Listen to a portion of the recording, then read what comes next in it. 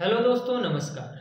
आज के इस वीडियो में हम बात करेंगे ऐसी फसल के बारे में जो ऐसे समय में लगाई जाती है जब हमारी परंपरागत खेती की जो फसलें हैं वो पक जाती हैं, मतलब कटाई होने वाली होती है उनकी, मतलब कि हमारा आने वाला महीना फरवरी और मार्च। इस फसल की गर्मियों में सबसे ज़्यादा मांग होती है, सबसे ज़्यादा खपत होती है, क्योंकि गर्मियों में सबसे ज़्यादा खाई जाने वाली, सबसे ज़्यादा पसंद की जाने वाली यही फसल होती है। जी हाँ दोस्तों, इस वीडियो में हम बात करेंगे खीरे की खेती के बारे में। इस वीडियो में हम जानेंगे कि खीरे की खेती में खर्च कितना आता है, लागत कितनी लगती है और हमें मुनाफा कम से कम कितना हो सकता है और अधिक से अधिक कितना हो सकता है।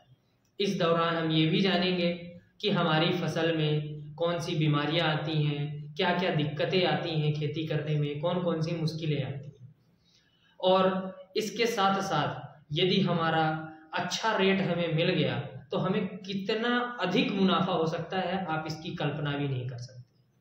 तो जानते हैं इस वीडियो में। जो नए किसान भाई हैं, नए दोस्त हैं, चैनल में पहली बार आए हैं, वो चैनल को सब्सक्राइब कर लें और चैनल से जुड़े रहें। और जो पुराने दोस्त हैं, पुराने किसान भाई हैं, चैनल से जुड़े रहने के लिए धन्यवाद। चलिए दोस्तों, शुरू करते हैं खीरे की खेती के बारे में। सबसे पहले बात करते हैं कि इसका समय कब से कब तक होता है। दोस्तों, इसका समय फरवरी महीने से चालू हो जाता है। फरवरी और मार्च में इसकी हम बुवाई करते हैं। इसके बाद इसकी हार्वेस्टिंग चालू होती है अप्रैल से। अगेती हार्वेस्टिंग अप्रैल से चालू होती है। फिर गर्मियां आती जाती हैं और इसकी मांग बढ़ती जाती है, हार्वेस्टिंग भी बढ़ती जाती है। तो या तो आप अंतराल अंतराल पर बोएं, मतलब कि 10 दिन में कुछ जमीन पे बोएं, 20 दिन बाद कुछ जमीनों पे बोएं। ऐसा करके भी आप बुवाई कर सकते हैं ताकि पूरी गर्मी के सीजन में आप अच्छा प्रोडक्शन दे पाए। अप्रैल हो गया, मई हो गया, जून हो गया, जुलाई हो गया, इन महीनों में इसकी मांग बहुत ही ज्यादा होती है और बहुत बढ़िया मांग होती है। अच्छा खासा हमें रेट मिल जाता है। तो बात हो गई सीजन की, कब क्या समय होता है, इसकी बात हो गई। अब हम बात करते हैं कि इसका बीज कौन सा लें, कौन सी हम वैरायटी लें, कितना बीज प्रति एकड़ लगेगा। तो दोस्तों, इसका जो बीज होता है वो मुश्किल से 100 से 250 ग्राम लगता है यदि हम एक अच्छी तकनीक से बुवाई कर रहे हैं। यदि हम ज़्यादा पौधों की आशंका करते हैं, ज़्यादा पौधे यदि हमें चाहिए हैं, तो अधिकतम 1 किलोग्राम बीज, इससे ज़्यादा बीज कभी नहीं लगने वाला। और यदि हम तकनीकी विधियों का यूज करते हैं तो 250 ग्राम तक बीज बहुत है। अब बात करते हैं कि इसमें कौन कौन सी किस्में होती हैं, कौन कौन सी किस्में हम लगा सकते हैं। तो दोस्तों, बहुत सारी गवर्नमेंट की वैरायटीज आती हैं, जैसे पूसा उदय है, हिमांगी है, इसके बाद पंत खीरा है, एक हरा खीरा करके आती है, और स्वर्ण अंगेती है। ऐसी बहुत सारी गवर्नमेंट की रिसर्च वैरायटियां हैं, इनका हम उपयोग करते हैं बुआई के लिए। साथ ही साथ कुछ प्राइवेट संस्थाएं हैं, उनकी भी, जैसे VNR है ना, इसके बाद आपकी IIVR है, ये भी वैरायटीज रिलीज करता है। और भी बहुत सारी इफ्को की कुछ वैरायटीज हैं, तो सिंजेंटा की वैरायटीज हैं। ऐसे प्राइवेट इंस्टीट्यूट के भी आपको वैरायटीज मिल जाएंगी। IIVR आपका ICAR की एक सरकारी संस्था है, IIHR भी एक सरकारी संस्था है, यहाँ से भी रिलीज्ड वैरायटियाँ मिल जाएंगी। या फिर आपके एरिया में जो लोकल वैरायटीज होंगी आप उनको लगा सकते हैं। 2 तरह के बीज आते हैं, एक हो गया हाइब्रिड बीज, एक हो गया देसी बीज। देसी किस्मों की जो बेचने की लागत होती है, बेचने का जो रेट होता है वो अधिक होता है हाइब्रिड की तुलना में। हाइब्रिड को लोग, अब भारत के लोग हैं, देसी चीजों को ज्यादा पसंद करते हैं। इस कारण से जो देसी किस्में हैं उनका जब बेचने जाते हैं हम खीरे को, तो उसमें हमें रेट ज्यादा मिलता है। अब बात करते हैं कि खेत कैसा होना चाहिए।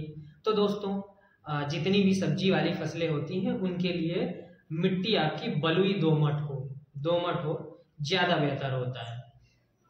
दोमट होने से ये होता है कि भाई आपकी जो फसल है वो, उसकी जो जड़ें हैं वो आसानी से नीचे तक जाएंगी, और जो आपका पौधा है इसमें मेन दिक्कत ये नहीं आती है, मतलब पानी की दिक्कत नहीं आती। यदि पानी आपके ज़्यादा लग गया तो दोमट वाली जो मिट्टी होती है उसमें पानी आसानी से एब्जॉर्ब हो जाता है, सोख लेता है। काली मिट्टी में क्या होता है, काली मिट्टी में नमी लंबे समय तक बनी रहती है जिससे फसल खराब होने के चांसेस होते हैं।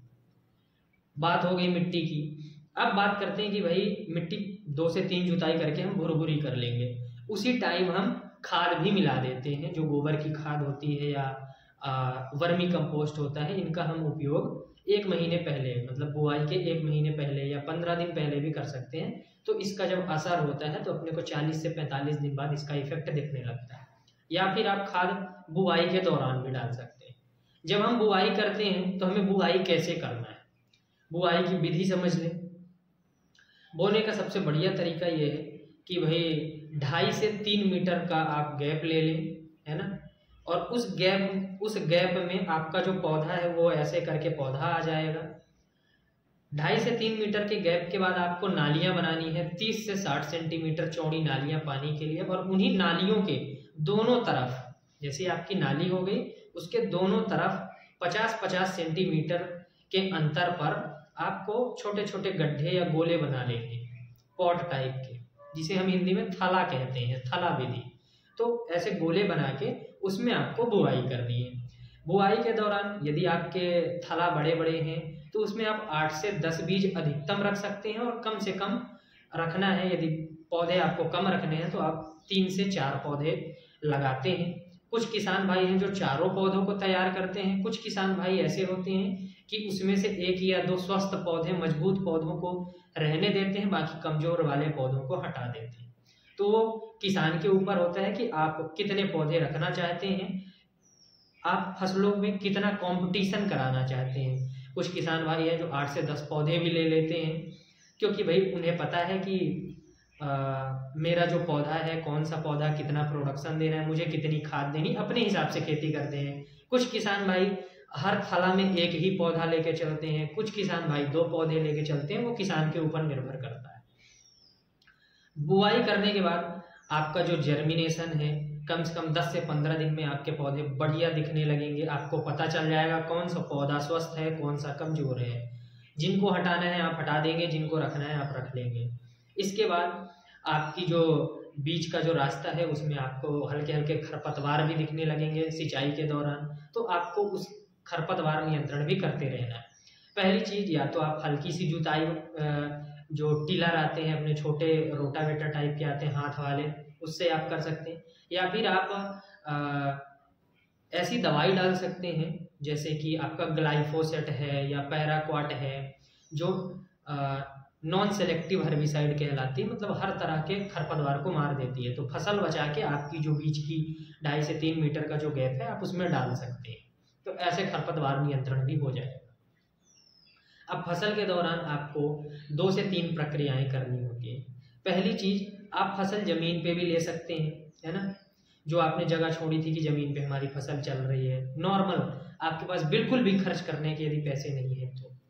और कुछ किसान भाई होते हैं जो बढ़िया सी जाली लेते हैं, लकड़ी वगैरह लगा के पूरा उनका स्ट्रक्चर तैयार करते हैं। स्ट्रक्चर आपको पीछे वीडियो में दिख जाएगा कि कैसे स्ट्रक्चर तैयार करना है। ठीक, स्ट्रक्चर तैयार 2 तरीके से होता है। एक तो आप लोकल लकड़ियां जो बांस की होती हैं इन सबको लगा के, इसको कहते हैं अस्थायी स्ट्रक्चर, मतलब हमें एक बार फसल लेनी है, हमने हटा दिया। कुछ लोग होते हैं जिनको खीरे की खेती लेनी है, उसके बाद और भी सब्जी, जो बेल वाली सब्जियां हैं, झोड़ने वाली सब्जियां हैं, उनकी खेती करनी है, तो वो हल्का सा परमानेंट स्ट्रक्चर बना लेते हैं। स्ट्रक्चर बनने के बाद आपको अपनी फसल को झोड़ा देना है, उसमें उसकी बेलों को चढ़ा देना है। स्ट्रक्चर बन, फसल आपकी हो रही है। अब फसल में सिंचाई आपको वैसे ही करना है। आपको अनुभव होगा, किसान भाई हैं आप, कब सिंचाई करनी है। ठंडी में हमें कम सिंचाई देनी है, ज़्यादा दिनों के अंतराल में सिंचाई देनी है। जब गर्मियाँ आती जाएंगी तो सिंचाई हमारी कम दिनों के अंतर पर होने लगेगी, 4 से 5 दिनों में या 3 से 4 दिनों में होने लगेगी। अब सिंचाई की भी बात हो गई। अब बात कर लेते हैं उर्वरक की।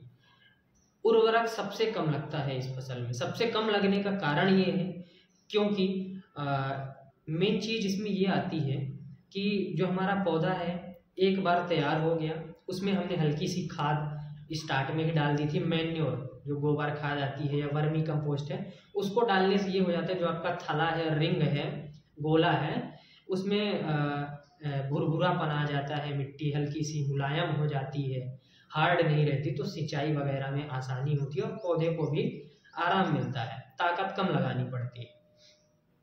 खाद आपको पूरे एकड़ भर में, मैं बता दूं, एकड़ भर में मुश्किल से आपको 1 बोरी डीएपी लगेगी, क्योंकि अपने को थला बस में 1 से 2 बोरी डीएपी, क्योंकि अपने को रिंग बस में डालना है ना। उसके बाद आपको 1 से 2 बोरी यूरिया लगेगा।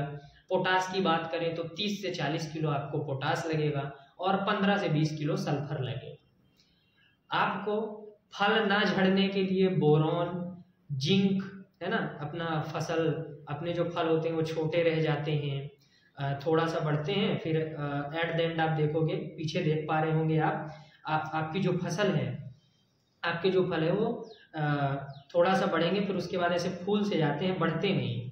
तो ये सब होते हैं हमारे जो माइक्रो न्यूट्रिएंट है, सूक्ष्म पोषक तत्व हैं, उनकी कमी से। तो जैसे बोरान हो गया, जिंक हो गया, मोलिब्डेनम हो गया, तो इन सब के पैकेट्स आते हैं, है ना। या फिर आप ग्रोथ प्रोमोटर डाल सकते हैं, आप बहुत तरीके के ग्रोथ प्रोमोटर आते हैं, है ना, फल वृद्धि नियामक जिनको कहते हैं। तो इनमें यही सूक्ष्म पोषक तत्व ही होते हैं, इनका स्प्रे करने से जो अपने माइक्रो न्यूट्रिएंट है, इनकी जो कमी होती है ये पूरी हो जाती है, तो अपने को स्प्रे कर लेना है। अब बात करते हैं दोस्तों कि भाई इसमें कौन सी बीमारियां लगती हैं, कौन से कीट लगते हैं। इसके बाद आपकी फसल हो जाएगी तैयार, फिर हम बात करेंगे तुड़ाई की। तो बात करते हैं इंसेक्ट की, जो कीड़े होते हैं, कौन कौन से कीड़े लगते हैं।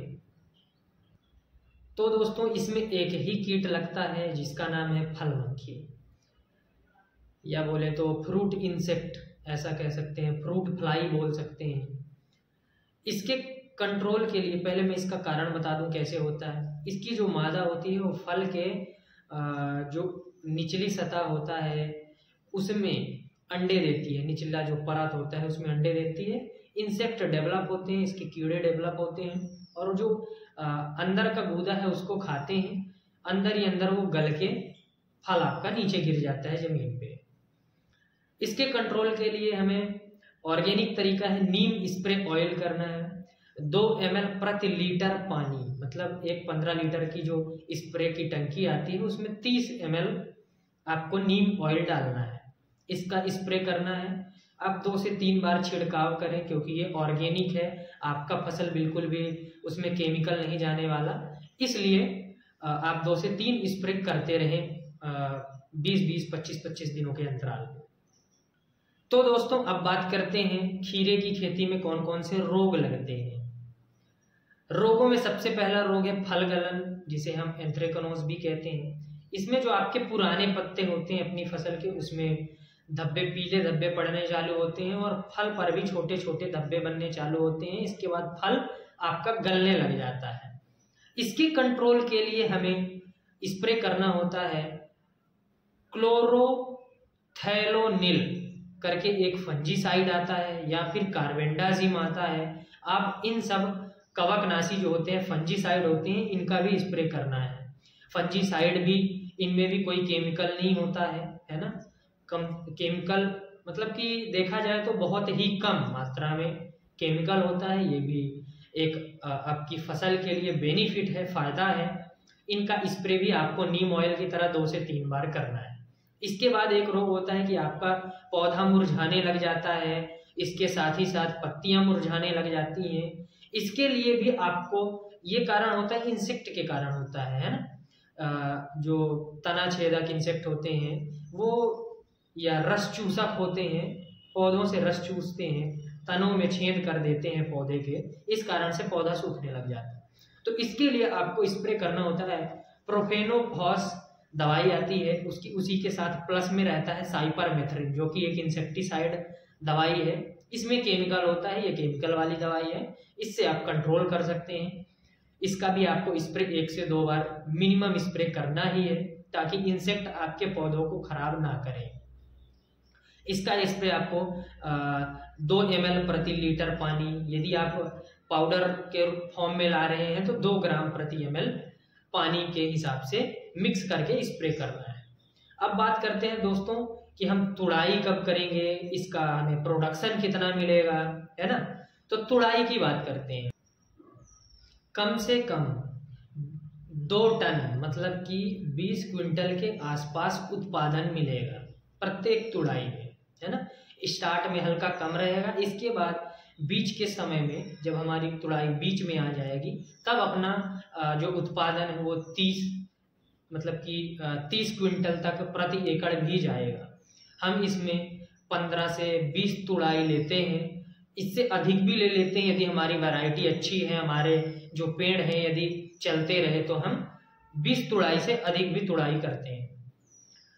दोस्तों रेट की बात करते हैं और इसकी तुड़ाई कब चालू होती है मैं ये भी बता दूं। तो जैसे हमने आज हमारा पौधा हमने बो दिया, बुआई करने के बाद 15 दिन बाद हमारा पौधा दिखने लग जाएगा। उस 15 दिन के बाद 35 से 40 दिनों बाद या 45 दिनों बाद आपको फल मिलने चालू हो जाएंगे।